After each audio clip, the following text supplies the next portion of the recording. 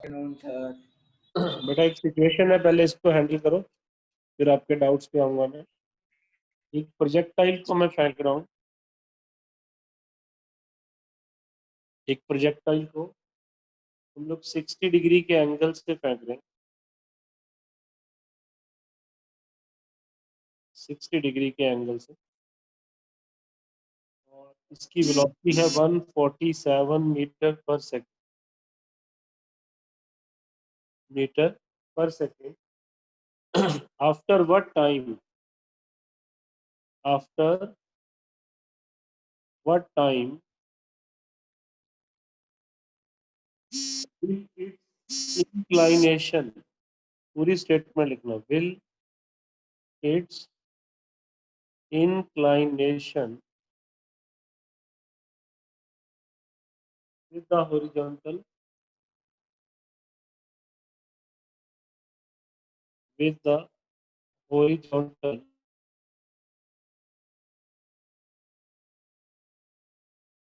be 45 degree, be 45 degree.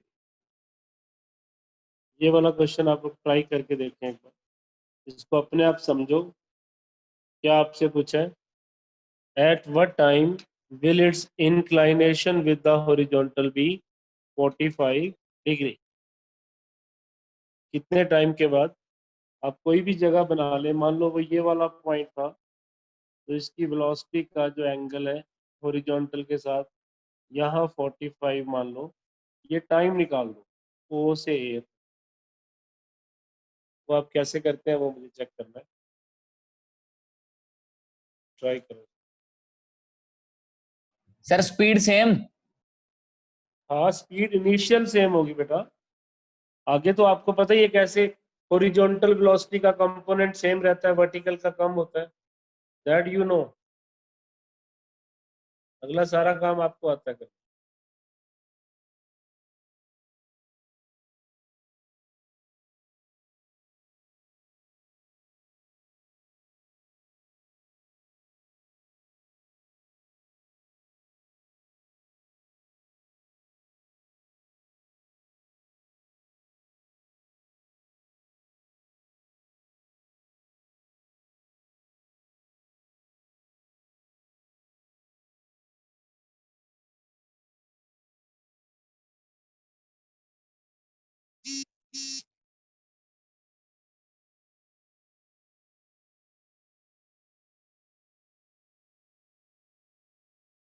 ठीक है, प्रज्ञा का अप्रूवल के लिए आया हुआ क्या, दोबारा से चेक करो,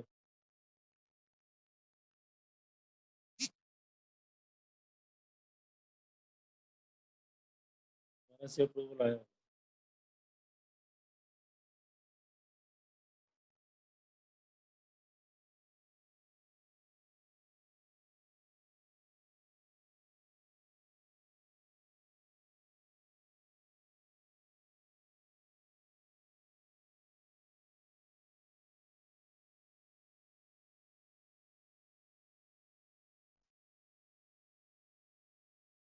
क्या अप्रूवल,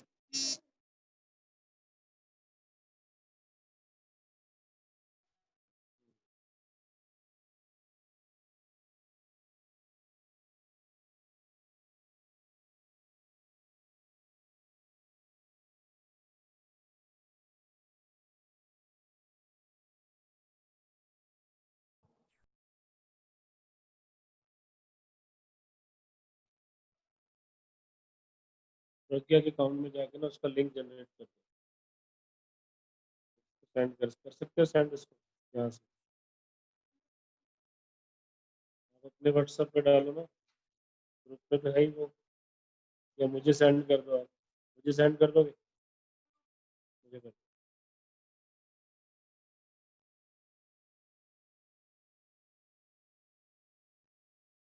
क्या हुआ क्या किसी का ये, after what time will its inclination with the horizontal be 45 degree, आपकी बुक का सबसे लास्ट क्वेश्चन है एक्सरसाइज में, एक्सरसाइज का सबसे लास्ट। तो सिचुएशन तो सेम ही है जो मैंने बोल दी है, हैंडल कैसे करोगे।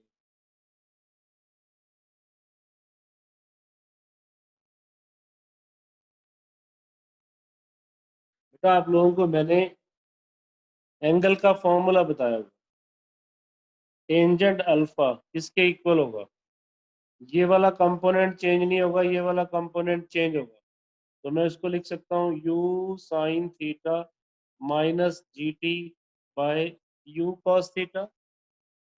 चेक करो अपने नोट्स, चेक करो, किसी भी टाइम पे जब आप एंगल निकालते थे वेलोसिटी का, तो आपके पास हॉरिजॉन्टल के साथ क्या फॉर्मूला था, u sine theta minus g T by you cos theta. वैसे भी हॉरिजॉन्टल वेलोसिटी चेंज नहीं होती, वर्टिकल वेलोसिटी चेंज होती। अगर भूल भी जाए तो भी आपको मैंने बताया horizontal velocity u cos theta ही रहेगी और vertical velocity u sin theta minus g t होगी। यस और नो, बताया है नहीं? Yes sir. Yes sir. करो, इससे आंसर निकालो, जब तक आंसर नहीं निकालोगे कोई फायदा नहीं।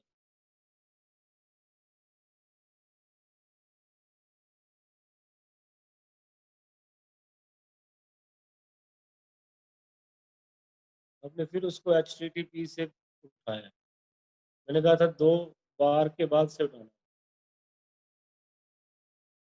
तो लिंक बनेगा ही नहीं, बन के आएगी। एक बार दोबारा से मुझे सेंड करो,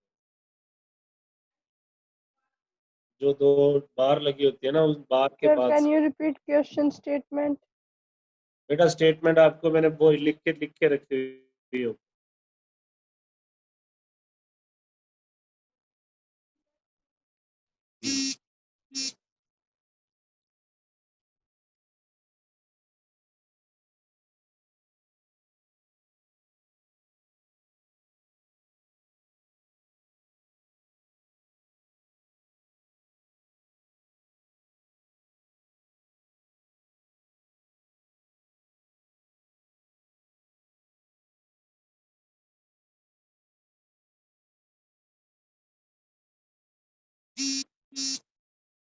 सर स्क्रीन जूम करना है।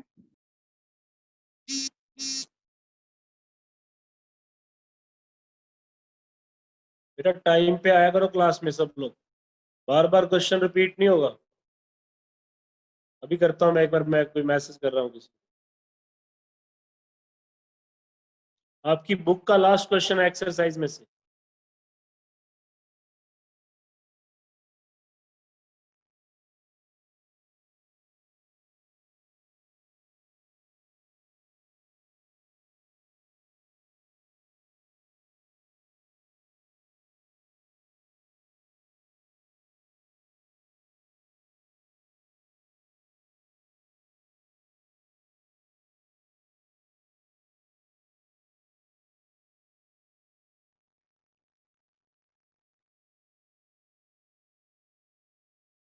अभी भी नहीं हो रहा आपसे, देखो ये you sign theta minus g T by you cos theta, you is 147 और साइन 60 कितना होता है, √3/2। जी की वैल्यू इसमें गिवन नहीं है, तो आप ले लो 9.8 ले लो चाहे 10 ले लो, अप्रोक्सीमेटली आंसर आ जाएगा 10t। और नीचे आपके पास आएगा u cos 60, वो कितना है 147 और cos 60 कितना है 1/2, और लेफ्ट साइड में टेंजेंट 45 1 होता है, तो इसको क्रॉस मल्टीप्लाई करो और सिंप्लीफाई कर दो। 147√3/2 माइनस 10t, यहाँ से टाइम निकालो सब बच्चे, इसका आंसर आना चाहिए 5.49 के आसपास। बुक में ये आंसर दिया हुआ, बुक के अंदर आपके पास ये आंसर है, और बुक वाले ने जी की वैल्यू को 9.8 लिया, ये भी ध्यान रखना, इसके आसपास आपका आंसर आ जाए। क्या ये समझ में आ गया क्या सब बच्चों को? यस। ओके, नेक्स्ट नोट करो सब लोग, सिचुएशन दे रहा हूं, आप हैंडल करना। एक बॉडी को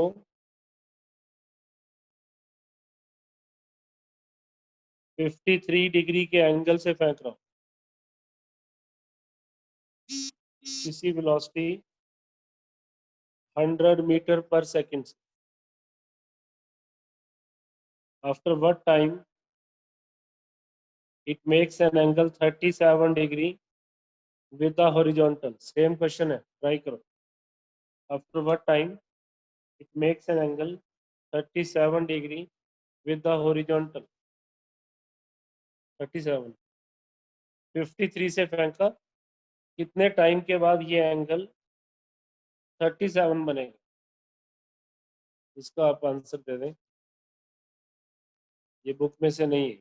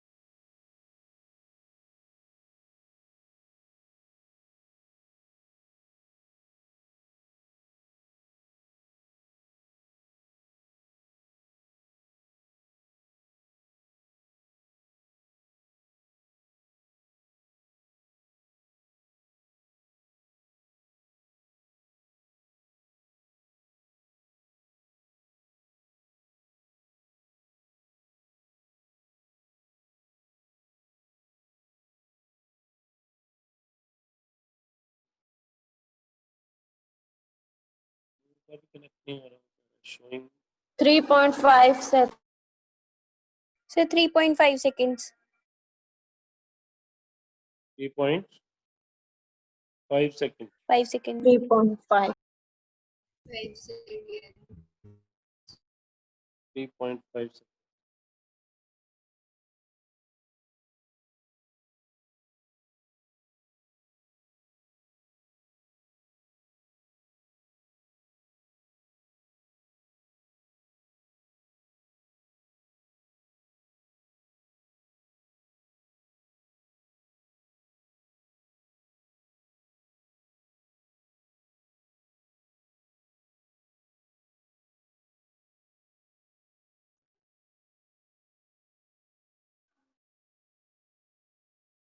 सर 3.5 यार। नूर का चक्कर 3.5 सेकंड है क्या इसका आंसर? सही है ये आंसर। Sir.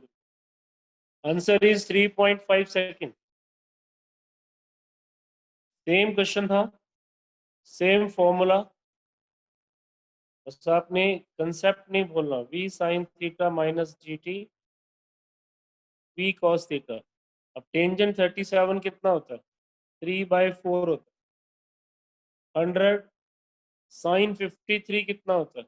4/5. जी को 10 ले लो, चलो t 100 और cos 53 कितना होता है? 3/5। यहाँ से आप सॉल्व कर लेना, answer would be 3.5 second. It is 3.5 second. बनाओ बेटा नेक्स्ट। आज प्रैक्टिस ही करेंगे हम, तुम्हारे से कराऊंगा बेटा। body is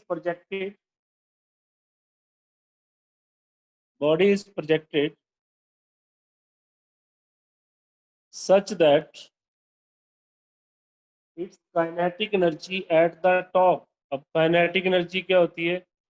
हाफ mv² होती है। हमें कहा गया कि जब टॉप पे पहुंची तो kinetic energy at the top is 3/4 of kinetic energy initial जो काइनेटिक एनर्जी थी, टॉप पे जो काइनेटिक एनर्जी है, उनमें ये रिलेशन दिया हो। ये आपने सोचना है सब कुछ। काइनेटिक एनर्जी टॉप पे इनिशियल का 3/4 थी।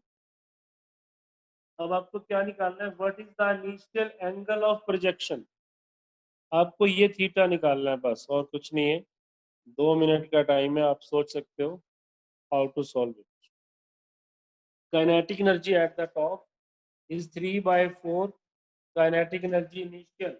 आपकी बुक का 16th क्वेश्चन है, जिसको स्टेटमेंट नहीं क्लियर हुई, बुक की स्टेटमेंट 16 अनसोल्ड।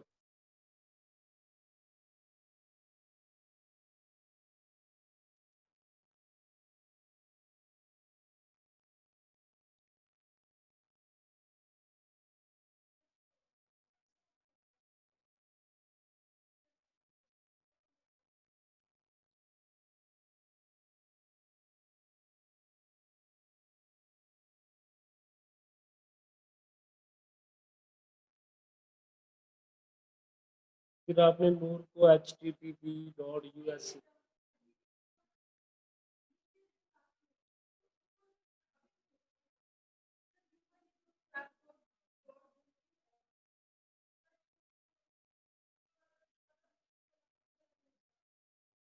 इसको भेज दिया।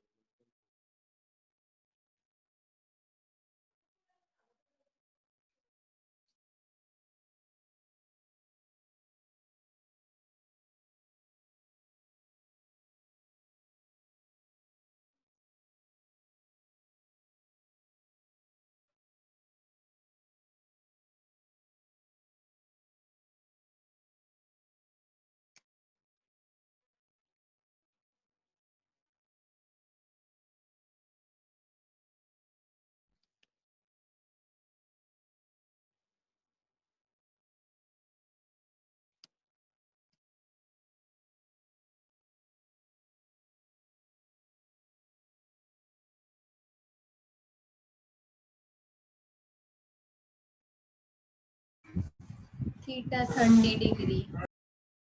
30 degree is the right answer. 30 degree is the right answer. Divansh और अनिरुद्ध नहीं है मैसेज करो। बेटा 30 डिग्री सही है आंसर। देखिए कुछ बच्चों को आइडिया नहीं मिल रहा है इसको कैसे करना है। आपको मैंने ये बताया था कि हाईएस्ट पोजीशन पर सिर्फ उसके पास हॉरिजॉन्टल वेलोसिटी होती है, कंपोनेंट। आप इसका डायग्राम बना लें दोबारा से। शुरू में तो उसके पास v वेलोसिटी है, तो काइनेटिक एनर्जी इनिशियल कितना हो गया, half mv square. Top 30 degree. हाँ, टॉप मोस्ट पोजीशन पे उसके पास सिर्फ ये वाला कंपोनेंट कभी चेंज नहीं होता, उसके पास कंपोनेंट ही ये है, ये तो जीरो है, तभी वो टॉप है ना। तो टॉप मोस्ट पोजीशन पे उसके पास kinetic energy at top half m v square cos square theta, half m v square cos square theta होगा top.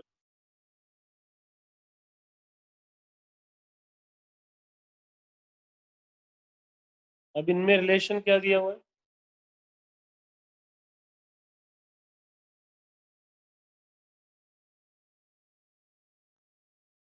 Kinetic energy at the top is 3/4 kinetic energy initial. यहाँ मैं value put कर दूं, half m v square cos square theta 3/4 half m v square as per the statement.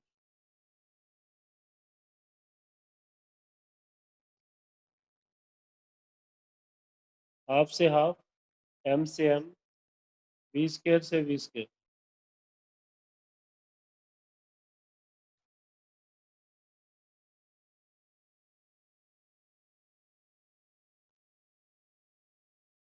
√3/2 और ये कब होता है 30 डिग्री।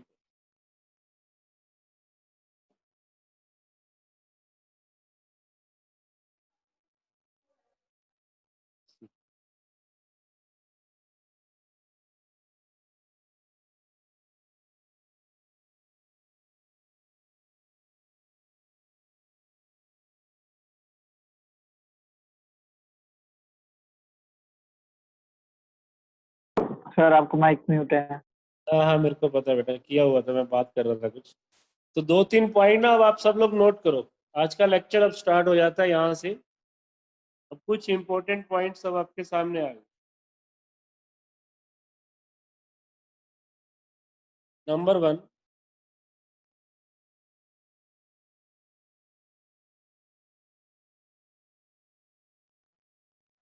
टॉप मोस्ट पोजीशन पर हमेशा वेलोसिटी v cos थीटा और सो रहे हैं।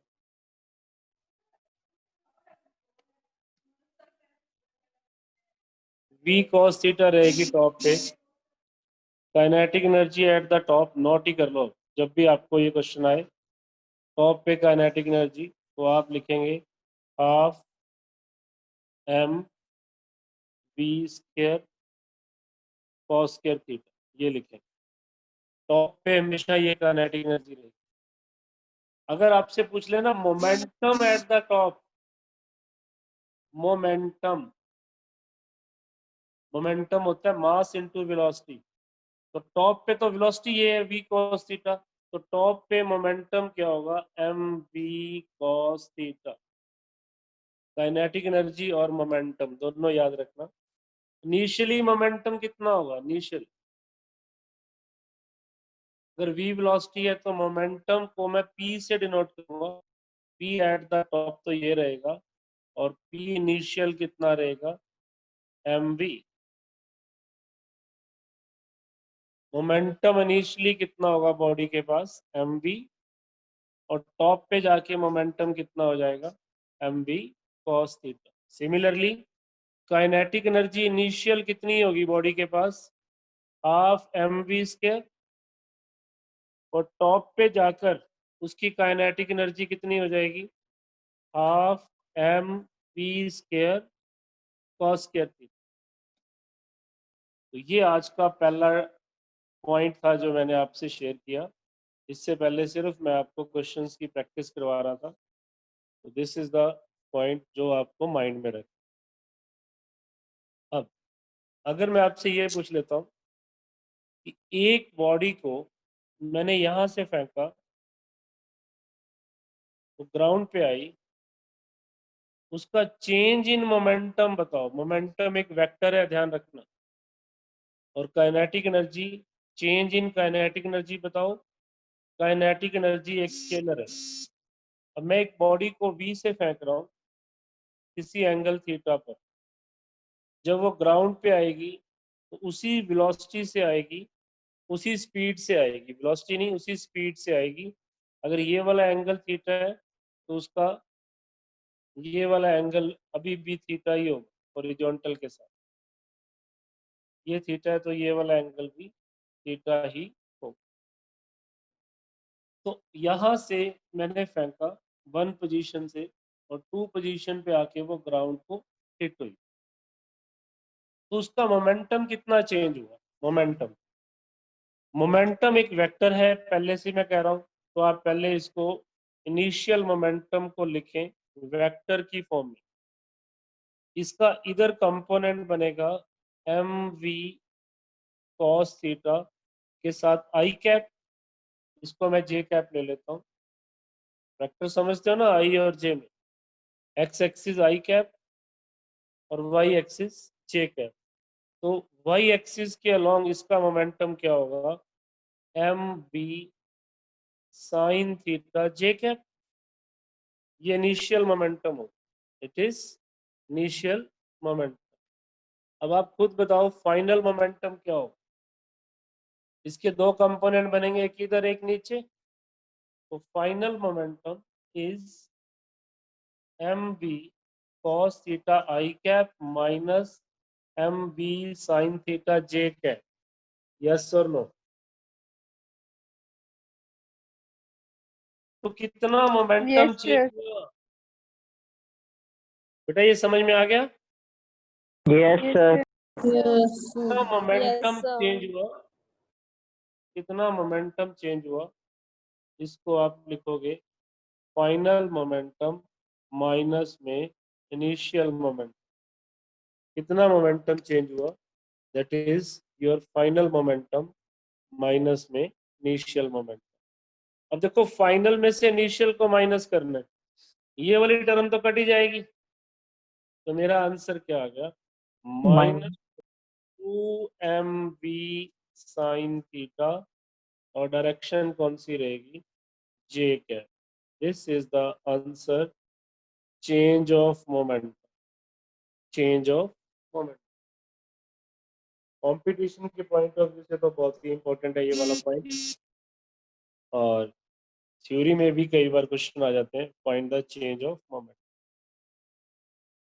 ओके, अब चेंज इन काइनेटिक एनर्जी देखो। काइनेटिक एनर्जी एक स्केलर क्वांटिटी है, तो इसमें आई जे कैप नहीं लगेगा। इनिशियल काइनेटिक एनर्जी कितनी है, half m v square, half m v square. और जब ग्राउंड पे आए पोजीशन 2 पे, काइनेटिक एनर्जी फाइनल भी कितनी है, half m v square. Kinetic energy कभी चेंज नहीं हुई, वो चेंज होती है अगर स्पीड चेंज होती है। जैसे टॉप मोस्ट पोजीशन पे यहाँ स्पीड कुछ और थी, तो वो चेंज थी, बट जिस स्पीड से आप फेंकते हो उसी जगह पर हॉरिजॉन्टल सरफेस पे बॉडी उसी स्पीड से वापस आती है, तो उसकी फाइनल काइनेटिक एनर्जी भी वही थी जो उसकी इनिशियल काइनेटिक एनर्जी थी। तो आप बता सकते हैं चेंज इन काइनेटिक एनर्जी क्या हो, बोलो। Zero. Zero. Zero is the correct answer, zero is the correct answer, it is zero. तो यहाँ दो तीन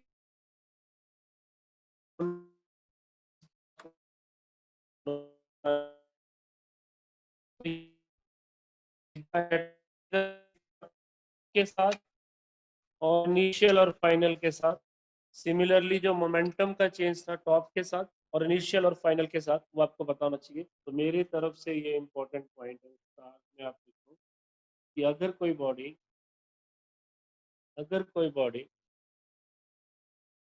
यहाँ से फेंकी जाती है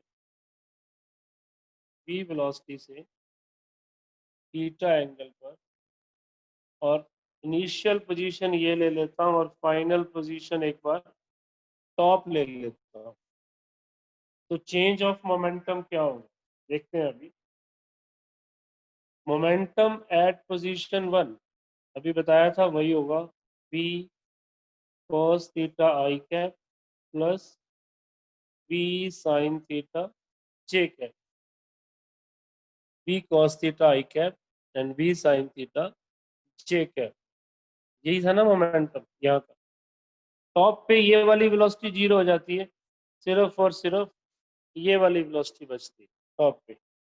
तो फाइनल मोमेंटम मतलब टॉप को मैं अब फाइनल ले रहा हूँ, तो वो मेरे पास v cos theta i cap plus zero J cap. और अगर तीसरी पोजीशन में ये ले लूँ, दोनों आर्टिकल को कंबाइन कर दूँ, तो यहाँ मोमेंटम मेरा क्या होगा, इधर तो v cos थीटा ही है और इधर क्या है v sin थीटा। तीसरा मोमेंटम मेरे पास v cos theta i cap v sin theta जे। अब क्वेश्चन पे डिपेंड करता है कि आपसे इन दोनों का चेंज पूछता है। चेंज अगर मैं इन दोनों का पूछ रहा हूँ तो मैं लिखूंगा P2 minus P1, v cos theta cut जाएगा, आंसर आएगा minus v sin theta j cap. Depend करेगा कि आपसे चेंज किसका पूछा। अगर वो चेंज पूछता है 1 और 3 का, इन दोनों का, तो आपका क्या आंसर आएगा, चेंज इन मोमेंटम पहले ही कर चुके आप, P3 माइनस P1 वो 2v sin थीटा जे। कंपटीशन वाले बच्चे इसको अच्छे से नोट करना, सभी अच्छे से नोट करना। अब काइनेटिक एनर्जी एट 1 क्या थी, half m v square. Kinetic energy at 2 क्या थी, half m v cos theta का स्क्वायर। और काइनेटिक एनर्जी एट 3 वापिस से क्या थी, हाफ एम बी स्क्वायर। कौन सी काइनेटिक एनर्जी का आपसे चेंज पूछा जाता है, वो आप दोनों को माइनस कर दो, इन दोनों का तो वो चेंज आप यहाँ से निकाल लो, इन दोनों का वो भी आप निकाल सकते हो, और इनका तो जीरो ही है, पहले और तीसरे का जीरो है। इस चीज को भी आप अपने नोट्स में रख लो सब। बेटा इतना समझ में आ गया क्या? Yes sir. ओके, अगली स्टेटमेंट लिखो। बुक का ही क्वेश्चन उठा रहा हूं मैं, question number 15 from the book. Question number 15 ये कह रहा है,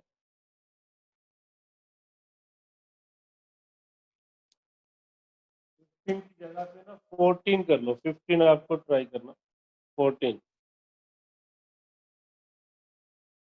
from the top of a tower 156.8 metre,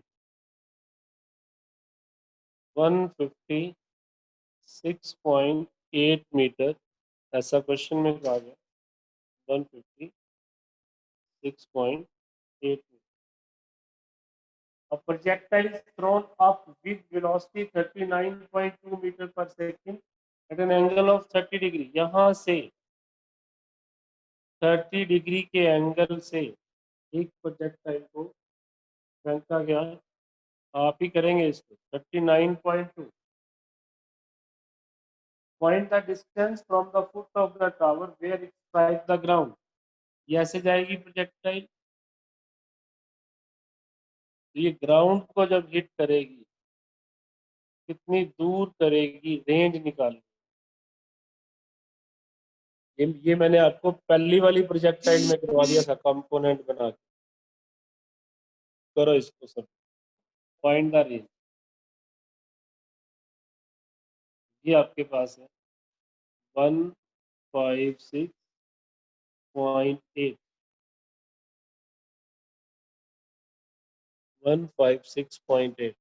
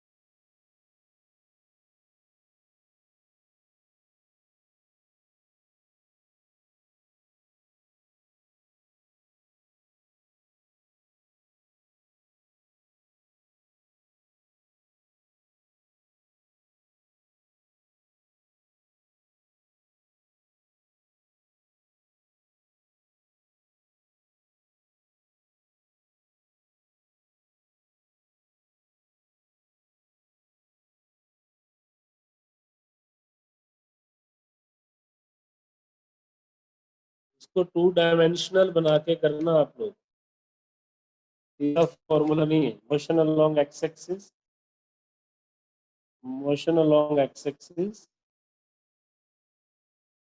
और मोशन अलोंग वाई एक्सिस से करो, इसके कंपोनेंट बना लो। 39.2 cos 30, ये कितना होगा, 39.2 रूट 3/2।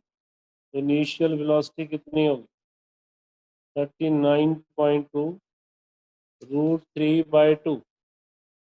एक्सेलरेशन कितनी होती है, 0।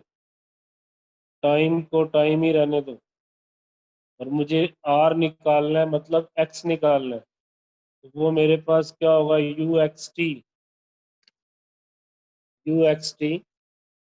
Plus half AT²। ये पार्ट तो 0 है, तो रेंज निकालने के लिए मुझे टाइम की जरूरत पड़ेगी, उसको मैं लूंगा वाई एक्सिस वाले मोशन से। ये मेरे पास रेंज आ गई। अब मोशन अलोंग वाई एक्सिस में करेंगे तो इसका कंपोनेंट ऊपर की तरफ बनेगा क्यू वाई, कितना बनेगा, माइनस में जाएगा ऊपर, क्योंकि उसको नीचे आना है। अल्टीमेटली मोशन जो डाउनवर्ड है वो पॉजिटिव है। ये मेरे पास बनेगा -39.2 साइन 30 होता है हाफ, एक्सेलरेशन प्लस में 9.8 ले लो, जब डेसिमल में हो ना।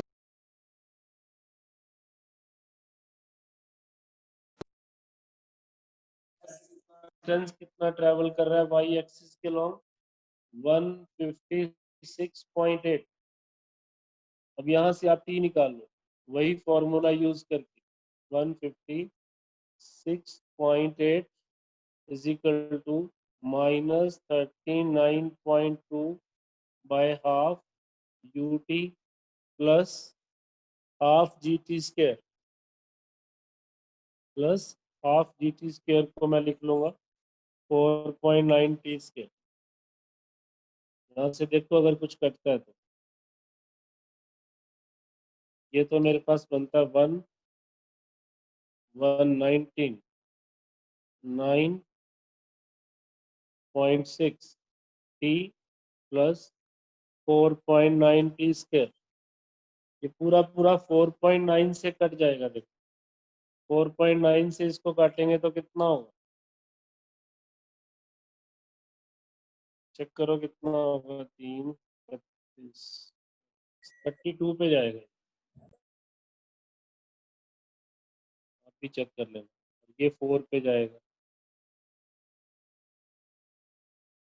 मुझे लग रहा है कि 32 पे जाएगा, क्योंकि 2 9 का 18 होगा तो 8 आ जाएगा। वैसे ये 5 के आसपास है तो ये 150 के आसपास है। थोड़ा सा हिट एंड ट्रायल मार लिया। अब ये क्वाड्रेटिक बन गई, टी स्क्वायर -40 -32। चाहे तो आप फैक्टर बना लो, 4 को तोड़ दो 8 और 4 में, जैसे आप फैक्टर बनाते थे। टी स्क्वायर -80 प्लस 40 -32 जीरो, इसमें से नेगेटिव टाइम को छोड़ देना, 38 आ गया। टी -8 प्लस 4 कॉमन लिया, टी -8 जीरो, तो मेरे पास टी -8 टी प्लस 4। अब इसको अगर जीरो रखता हूँ तो टाइम नेगेटिव में आता है, वो हो नहीं सकता। तो मेरे पास टाइम कितना आ गया, 8 सेकेंड। 8 सेकेंड में ये बॉडी नीचे आई। अब जो मैं एक्स एक्सिस से मोशन निकाल रहा था वहाँ टाइम ही नहीं था ना मेरे पास, इसको मैं 8 सेकेंड पुट कर देता हूँ। 39 इंटू मैंने 8 कर दिया। अब कैलकुलेशन करने के बाद बुक में जो आंसर है मैं वो लिख रहा हूँ, 271.6 बनेगा। ये 271.6 मीटर। क्वेश्चन नंबर 14 है and this is very very important.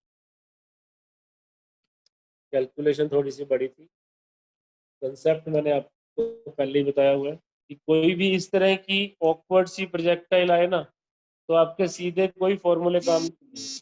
आप उसके दो मोशन ले लो, मोशन अलोंग एक्स एक्सिस और फिर उसका ले लो motion along y axis. X axis से जब मैं यहाँ तक पहुंचा तो टाइम मुझे नहीं पता था, इस क्वेश्चन में टाइम भी पूछा हुआ है आपसे। फिर मैंने वाई एक्सिस के वेरिएबल लिए, वहां पर डायरेक्शन का ध्यान रखना। वाई एक्सिस में बॉडी शुरू में ऊपर जा रही है पर डिस्प्लेसमेंट नीचे है, तो अगर मैंने डिस्प्लेसमेंट को पॉजिटिव दे दिया ना, ये वेलोसिटी नेगेटिव लूंगा और जी तो होता ही नीचे पॉजिटिव। ये सारा सिंप्लीफाई कर दिया। सिंप्लीफाई करने के बाद हम लोग यहाँ पहुंच गए थे, वेक्टर बनाए, टाइम मेरे पास 8 सेकेंड आ गया। उस 8 सेकेंड को वापस से यहाँ रखा, गेट द आंसर। समझ में आ गया क्या सबको ये? Yes Yes. सर। बढ़िया बच्चों से। एक सिचुएशन और देखो, एक कंसेप्ट देखो, आपका आ गया था। एक कंसेप्ट बताता हूँ, एक ट्री है उसके ऊपर मंकी बैठा हो, डायग्राम भी बना दो। This is a tree.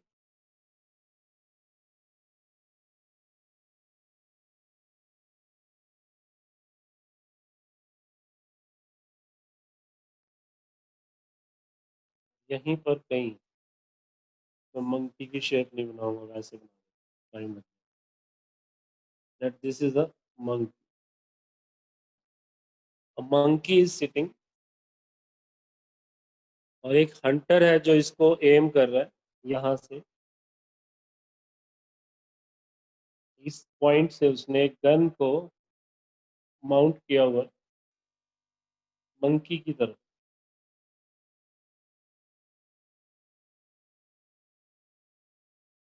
वो मंकी को देखकर एक बुलेट को फायर कर। सिचुएशन समझो ध्यान से। A monkey is sitting on a tree, Hunter is here aiming the monkey, aiming the monkey, इसी एंगल से एम कर रहा है। Let the angle of inclination is theta. As soon as bullet leave the barrel, जैसे ये गोली यहां से निकलेगी, मंकी ड्रॉप्स, मंकी डर गया और उसके हाथ छूट गए। आवाज आई ना? अब सिचुएशन को देखिए,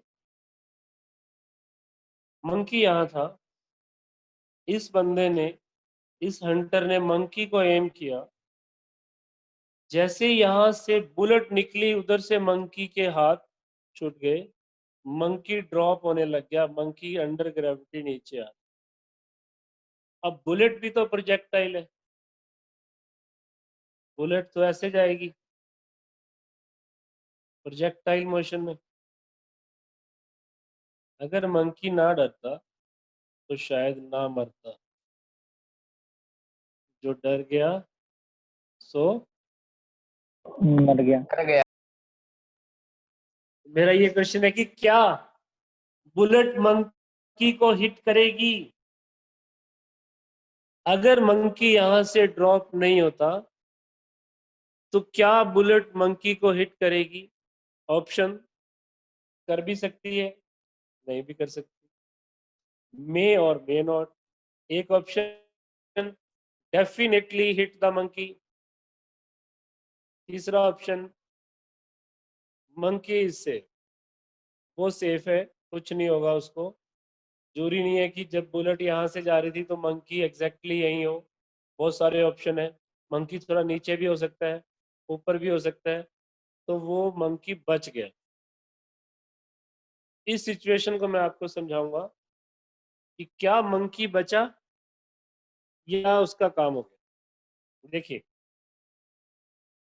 अगर ग्रेविटी ना होती, ऐसा नहीं है कि ग्रेविटी नहीं है, मैं मान रहा हूं कि अगर ग्रेविटी ना होती तो ये बुलेट सीधी जाती, यहाँ से बुलेट जाती। लेट की monkey is already sitting at y height, at y height, और ये जो गन है वो मंकी से ऑलरेडी x डिस्टेंस पे। तो पहले मैं एक बार ये मान रहा हूं कि let there is no gravity. अगर ग्रेविटी नहीं है तो ये बुलेट यहां से पास होती। मान लो बुलेट की वेलोसिटी थी v, इसको समझ लो बेटा आप, और जब वीडियो देखोगे तब अपना डायग्राम वगैरह बना लेना, सभी को वीडियो में सेंड करूंगा, इसको आप कंसंट्रेट करो। इसके दो कंपोनेंट थे, v cos थीटा और v sin थीटा। हाइट कौन देता है किसी भी प्रोजेक्टाइल को? v sin theta. t time में ये कहाँ पहुंच गया? अगर ग्रेविटी नहीं है ये पहुंचता y, क्योंकि y is equal to v sin theta into t, और वैसे तो हाफ जी टी स्क्वायर आता है, और मैंने यहाँ पर क्या लिखा है, नो ग्रेविटी। तो इस बुलेट को, g को 0 ले लिया, इस बुलेट की y हाइट इस वेलोसिटी के कंपोनेंट से कवर होनी थी, बट ग्रेविटी इज देयर। तो ये मान लो यहां से गया, अभी समझ लो कि मंकी नहीं है, ये कितना कहां से पास किया, इसको y डैश कर ले, तो y डैश मेरे पास v sin theta into T minus half g t square से आएगा, आएगा ना बेटा? ये 2 पॉइंट यस सर। की नहीं होती तो वो इस हाइट से जाती बुलेट सीधी। अब क्योंकि ग्रेविटी है तो बुलेट का कितनी हाइट से पास हुई? y डैश से। अब y डैश और y के बीच में जो गैप है वो कितना है वो भी देख लेते हैं। इसको माइनस कर दो, y डैश माइनस y, मतलब कितना नीचे से गई है ये प्रोजेक्टाइल इस मंकी की इनिशियल पोजीशन से, कितना नीचे से गई? इतना नीचे से गई। इनको जैसे ही मैंने माइनस किया, y माइनस में y डैश करूंगा ना, बड़े में से छोटे, तो ये मेरे पास आ गया हाफ जी टी स्क्वायर। ध्यान से सुनते जाओ इसको। अगर मंकी यहीं बैठा रहता तो ये बुलेट उसको मिस करती कितने डिस्टेंस से? Half g t square. कितने डिस्टेंस से मिस करती? एक तो ये फॉर्मूला भी अपने दिमाग में रखना कि जब भी कभी आप एम करते हो ना, जैसे आप कई बार फेयर में जाते हो, मेलों में, आप वहां पर बैलून्स के ऊपर गन से एम करते हो, आप जिस पॉइंट को एम करेंगे ना उससे नीचे से जाएगी बुलेट। कितना नीचे से जाएगी? हमेशा हाफ जी टी स्क्वायर। तो बहुत सारे बैलून लगे होते हैं तो कोई तो किसी को तो लगी जाती है, हम खुश हो जाते हैं कि हमारा एम सही लगा। यहाँ बैलून का साइज ही इतना बड़ा होता है और आप बहुत दूर नहीं खड़े होते, आप एम यहाँ करते हैं, बुलेट यहाँ लग जाती है, बैलून उससे भी काम हो जाता है उसका, तो हमें लगता है कि हम तो बहुत बड़े निशानेबाज हो गए। ऐसा नहीं, हर बार बुलेट आप जिसको एम करोगे उसके नीचे से निकलेगी। कितना नीचे से निकलेगी? हाफ जी टी स्क्वायर नीचे से निकलेगी। अब आप देखते हैं मंकी कहाँ था टी टाइम में। जैसे ही बुलेट निकली मंकी ड्रॉप हो गया। मंकी जब ड्रॉप हुआ तो उसकी इनिशियल वेलोसिटी क्या थी? जीरो। जीरो। मंकी ने कितना डिस्टेंस कवर किया? इसको एक बार मैं एक्स ले लेता हूँ या y2 ले लेता हूँ, y2। मंकी ने y2 डिस्टेंस कवर किया, ut plus half g t square, तो ये वैल्यू भी कितनी आ गई? Half g T. जितना नीचे से बुलेट जा रहा था एग्जैक्टली मंकी वहीं था, एग्जैक्टली। कर गया ना, देखो half g t square, half g t square. अगर मंकी नहीं गिरता तो वो बच गया था क्योंकि बुलेट ने नीचे से जाना था। अगर मंकी गिरा तो डेफिनेटली वो उसी पोजीशन पे होगा, उसी टाइम पे जब बुलेट उसके नीचे से निकलेगी वो उसी जगह पे होगा। आंसर डेफिनेटली मंकी किल या बुलेट हिट द मंकी। एक ही केस बनता है जब बुलेट मंकी को नहीं लगेगी, वो ये कि आप इतना दूर थे कि आपकी बुलेट ट्री तक ही ना पहुंचे। बस ये मंकी हिसार में बैठा, हम सिरसा से शूटिंग कर रहे हैं, तो मतलब अगर आप अपने टारगेट से ही बहुत दूर हो फिर तो चलो मंकी गिरे ना गिरे कोई फर्क नहीं पड़ता। बट अगर ये आपकी रेंज में है, चाहे बुलेट यहाँ पर आके लगती ना तो ये मंकी यहीं होता, इसी पॉइंट। अगर बुलेट यहाँ से जाती तो उसी टाइम पे मंकी भी यहीं होता, तो 100% मंकी को बुलेट लगती ही लगती। तो मैंने क्या कहा था? जो डर गया क्या? वो मर गया। वो मर गया। तो answer is bullet definitely hit the monkey. इस सिचुएशन को मैंने अच्छे से बता भी दिया, इसका वीडियो भी आ जाएगा। उसके बाद भी आपका कोई डाउट होगा तो मुझे बताना, इसको फेयर कर लेना आप इस सिचुएशन। 2-3 पॉइंट सामने आए, टाइम देखना कितना हो उसके अंदर, 56। 2-3 मिनट ही है मेरे पास और 2-3 पॉइंट अपने सामने आ गए। एक, अगर मैं किसी टारगेट को हिट करता हूँ, टारगेट को एम करता हूँ, हिट नहीं, इस टारगेट को मैं एम करता हूँ, आपसे पूछेंगे कि कितने डिस्टेंस से मिस किया। तो अगर आपको टाइम पता चल जाए ना यहाँ तक जाने का टाइम, तो आप लिखेंगे हाफ जी टी स्क्वायर से टारगेट मिस हुआ। फिर दूसरा क्वेश्चन आता है कि अगर ये मेरा टारगेट है, मैं चाहता हूं कि इसको हिट करूं, तो मैं इसके ऊपर एम करूंगा किसी पॉइंट पर ताकि वो इसको हिट करे। तो मैं इसके ऊपर कितना ऊपर एम करूं कि मेरा टारगेट हिट हो, तो उसका भी आंसर क्या है, हाफ GT²।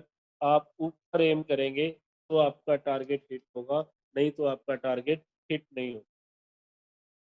तो अभी घर में ना कोई छोटी सी चीज लेके एक जगह पे एम करना, वैसे तो एयर इज देयर तो पूरी तरह आंसर मैच नहीं करेगा, बट आपके हाथ में अगर पेन है उसका कैप लो, सामने दीवार के ऊपर कोई भी एक स्पोर्ट को एम करो, सिर्फ उसी को एम करके फेंकोगे तो उसको नहीं लगेगा। उसको लगाना है तो उसके ऊपर एम करो, आपका निशाना थोड़ा ऊपर होना चाहिए। कितना ऊपर होना चाहिए वो डिपेंड करता है कि यहाँ तक का टाइम कितना है, उसको हाफ GT² कर लेना, उस टाइम के साथ आप उसको सॉल्व कर लेना। 2 मीटर, 2 सेंटीमीटर, 5, 5, 6 कुछ भी, उतना ऊपर आप एम करेंगे तो ये आपके पास। टॉय गन हो ना घर पे अगर बच्चे के पास किसी, उसमें वो बुलेट होती है प्लास्टिक की, ये प्रैक्टिकली आप करके देखा करो कि आपने एम किया, ये उसके नीचे से जा रहा है, कितना मिस कर रहे हैं, हाफ GT²। आपको इसको हिट करना है तो ऊपर एम करो। तो जो लोग शूटिंग गेम में होते हैं उनको कोच यही प्रैक्टिस करवाते हैं कि आपको अपने एम से ऊपर टारगेट करना है, आपका जो टारगेट है सॉरी, उससे ऊपर आपने एम करना है, ताकि वो प्रोजेक्टाइल तो बनेगा, बहुत कम बनता है, बुलेट बहुत फास्ट होती है, वो आपको नजर नहीं आती, बट वो बनेगी जरूर। कितना ऊपर एम करना है ये प्रैक्टिस से आता है बच्चों को, या जो लोग इस गेम में पार्टिसिपेट करते हैं। और जो एक्सपर्ट होता है वो अपने आप को सेट कर चुका होता है, कितनी दूर खड़ा है, कितना ऊपर एम करना है, ताकि वो अपने उस टारगेट को अचीव कर सके।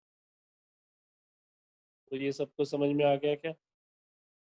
Yes sir. This is for the day. आज आप मेरी तरफ से पूरी एक्सरसाइज कर लें और सारे एग्जाम्पल कर लें। कल हम लोग डाउट्स पे आएंगे, फिर भी कुछ डाउट्स रहेंगे, डाउट अभी भी रहेंगे, तो कल क्लियर होंगे जब मैं आपके डाउट लूंगा।